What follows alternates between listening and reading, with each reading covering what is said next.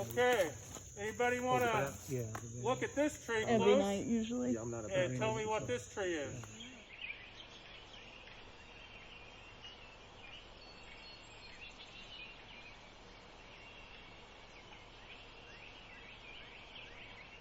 State tree of Indiana. Oh, that's a poplar? The Tulip poplar. Oh, okay. Yep.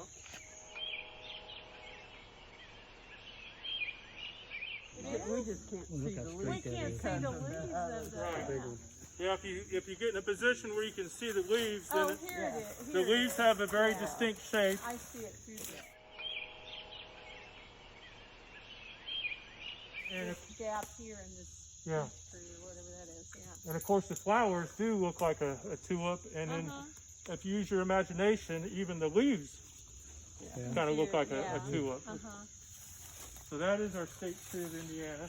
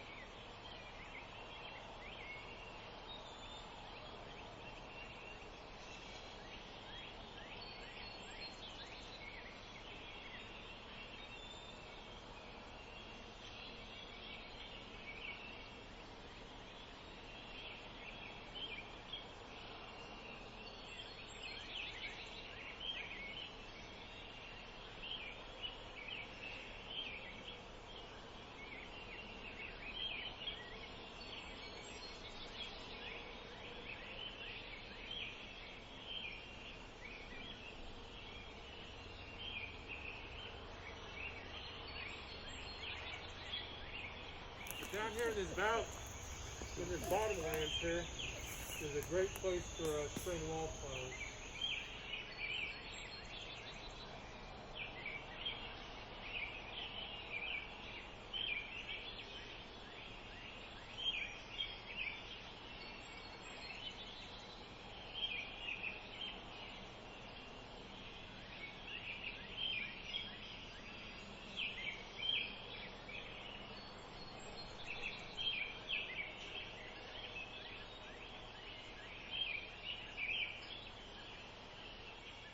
This one here, you notice it's not quite as shaggy as that other tree we looked at.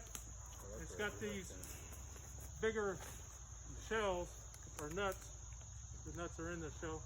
So that's a shell bark hickory.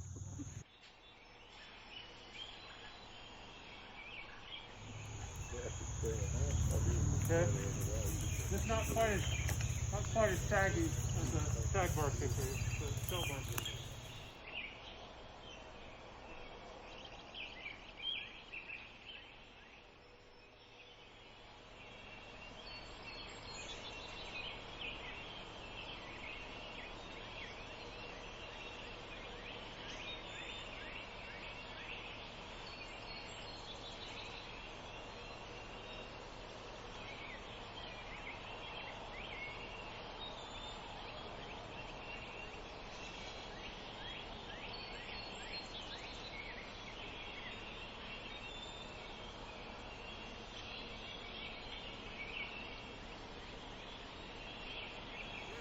Japanese honeysuckle that's coming in here. Yeah, that's invasive. I'll go ahead and pull. Or wait, no, this isn't Japanese. I'm sorry, this is bush honeysuckle. Oh no. Yeah, bush honeysuckle. Replant it. No, but it's invasive too. Oh, okay. Yeah, I'm sorry. It's worse than Japanese.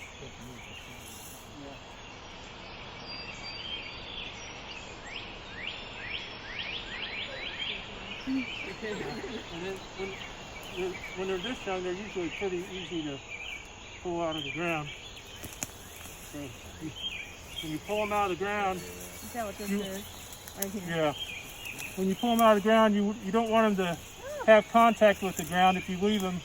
So you want to put them out on a stump or something so that they won't try to regrow into the ground, so that the roots will dry out. So you can just put that up there. So yeah, but this is one of the species that we're really concerned about. that will someday, if it's not controlled, could end Indiana forests the way that we know of, because they have allopathic chemicals in their roots that other native hardwood seedlings will not grow, but it will encourage their growth, their own chemicals that they release.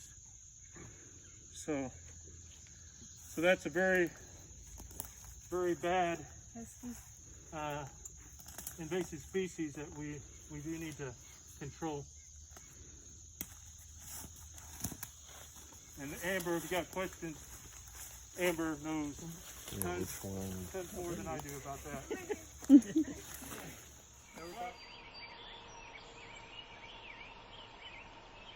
Everybody be sure to look to your right on the fourth floor there. We got a box turtle. And back in the when we were pulling garlic mustard, I found a male box turtle, and same day Amber found a female. So we definitely have box turtles here. Cool.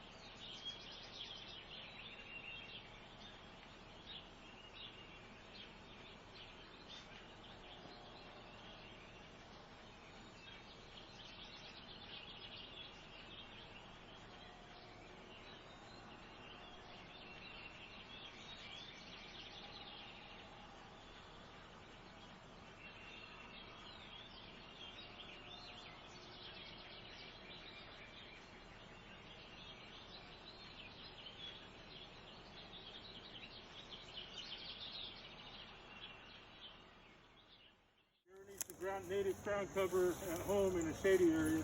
Oh, that is pretty. Wild ginger. See how it's covering the floor? Floor. This is it right here, the wild ginger. And it's got a very unique flower on it too.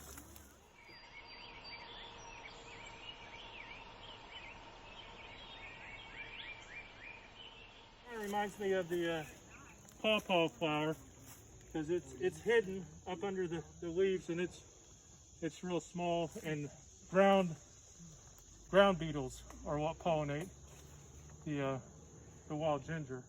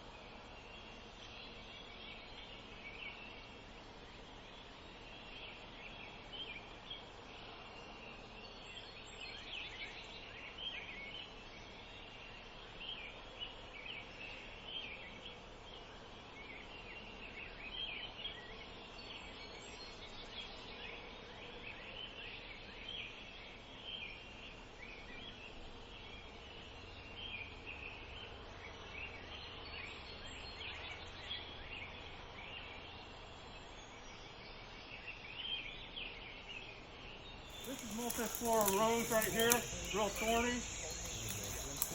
So this is an invasive species that we're trying to control. This multi-flora rose. It has a rose flower. There's a rose.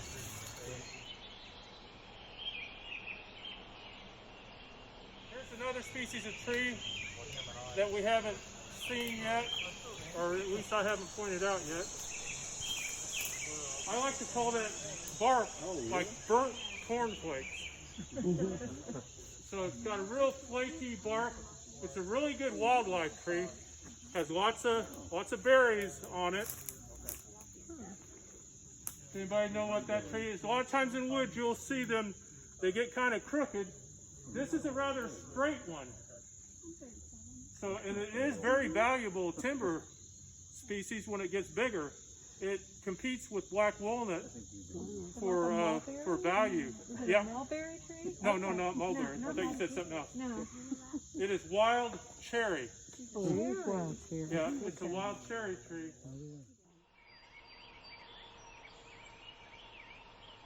So the cherries are very good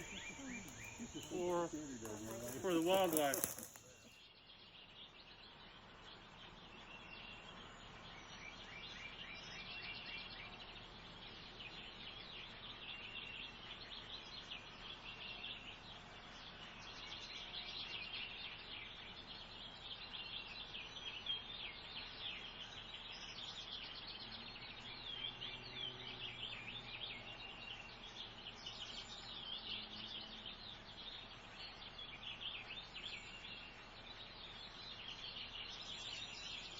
Dry those out and make a tea. Spice bush. Dry We those always out. use the roots from sassafras, but the tea, the leaves. Yeah, you can use the roots too. Speaking of sassafras, here's a old gnarled sassafras. Certain medications you can't drink. So yeah, you can use the inner bark of the roots of sassafras to make sassafras tea.